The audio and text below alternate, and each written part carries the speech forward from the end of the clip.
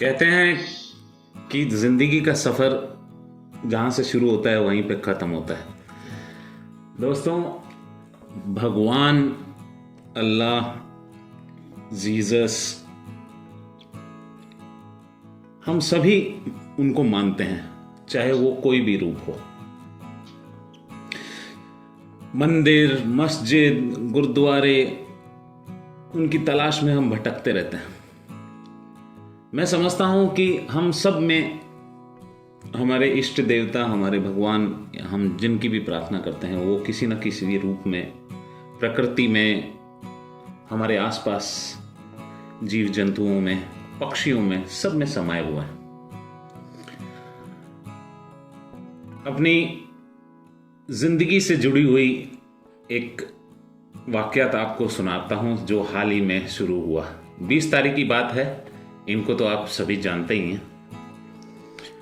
वाकयात कुछ ऐसा है कि मेरे राइटर सचिन पावटे, जो हेड कांस्टेबल हैं सीआरपीएफ में और राइटर की भूमिका निभाते हैं, उनको मैंने कॉल किया और कहा कि एक रिजर्वेशन करो और मुझे बेंगलोर जाना है, कोई ट्रेन देखो जिसके अंदर सीट अवेलेबल हो।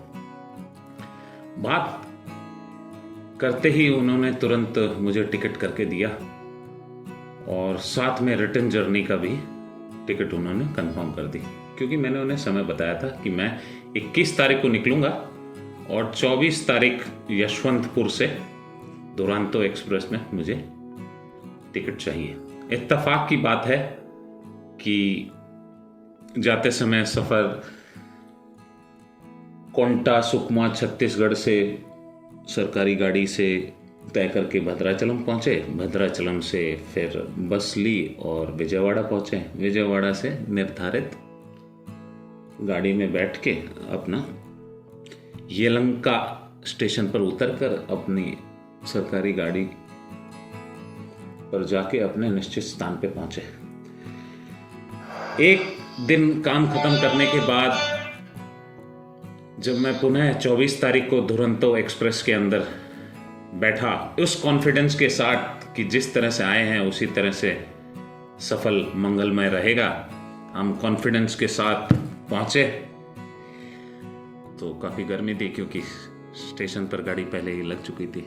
अंदर पहुंचे तो 24 नंबर सीट पे पहले ही 2 व्यक्ति बैठे हुए थे। जहाँ तक मुझे उम्र का अंदाज़ा हुआ, पिता और बेटे थे। मैंने उनसे पूछा कि आपकी सीट? तो उन्होंने कहा कि सीट नंबर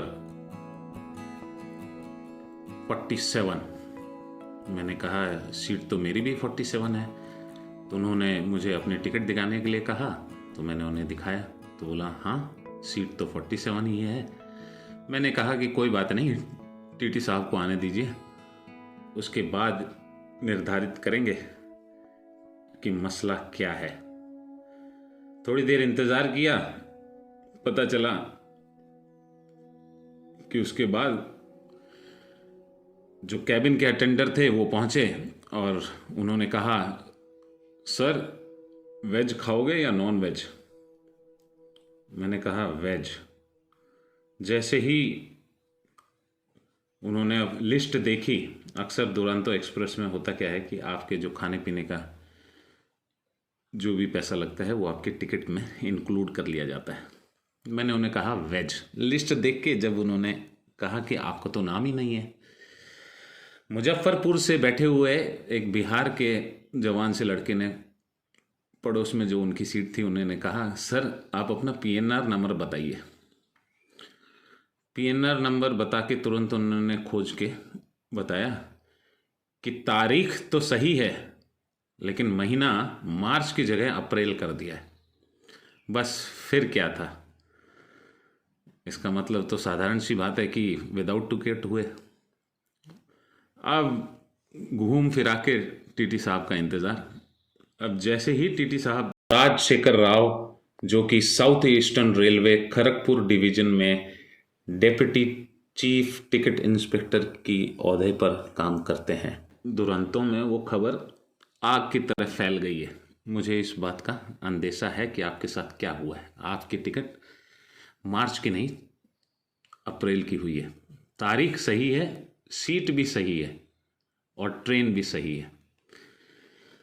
बात करने पर पता चला कि जितने की टिकट है उतना ही फाइन लगेगा। मेरे पास पैसा नहीं था। टीटी साहब को कहा कि दूसरा ऑप्शन बताइए। टीटी साहब ने कहा कि कोई बात नहीं, आप स्लीपर की टिकट बना लीजिए, ज़्यादा से ज़्यादा मैं आपकी ये मदद करता हूँ, जब तक इस सीट के ऊपर कोई नहीं आता है तो मैं आपको थोड़ी देर के लिए बैठने देता हूँ। क्यों? क्योंकि फौजी की हम बहुत इज्जत करते हैं। सुनकर अच्छा लगा कि चलो समाज में हमारी कोई इज्जत है, वैल्यू है। जाहिर सी बात है कि देश के सभी लोग फौजियों से बहुत प्यार करते हैं। देखकर उनकी कदकाठी को लगा, मैंने पूछा कि आप स्पोर्ट्समैन हैं? तो उन्होंने कहा हाँ, मैं क्रिकेट खेलता हूँ और रेलवे में नौकरी भी करता हूँ। कुछ बात करके पता चला कि हमारे माही MS धोनी को भी जानते हैं। मसला वहीं अटका रहा।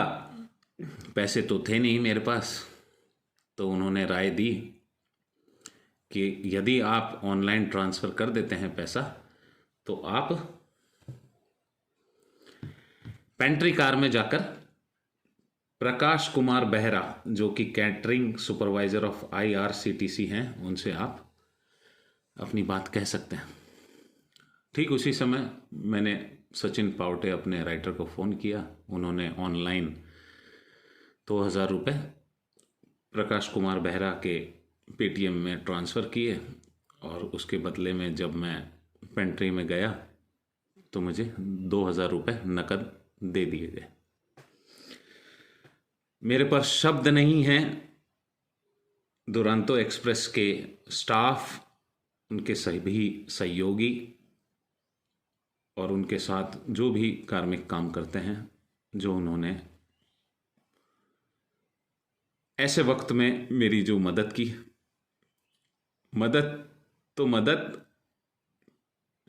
Catering supervisor of IRCTC Kumar Behera ji ने मुझे खाना भी ऑफ़र किया। और मैं कभी उम्मीद नहीं कर सकता था कि इंडियन रेलवेज में इस तरह का खाना तो स्वादिष्ट था ही, उनका जो प्रेजेंटेशन है, व्यवहार, इस दुनिया में शक्ल, सूरत, रंग, जाति, मज़हब कोई मायना नहीं रखता। आप किस तरह से खुश दिल होकर एक इंसान दूसरे इंसान से बात करता है, वो ज़्यादा मायने रखता है, वो ज़्यादा महत्व देता है। मैं तहे दिल से आप सभी का शुक्रिया अदा करता हूँ। आप इस तरह से निरंतर अपने जीवन में उन्नति करते रहें और ज़रूरतमंद की, बुरे वक्त में फंसे हुए व्यक्ति की मदद करते रहें। बहुत बहुत धन्यवाद।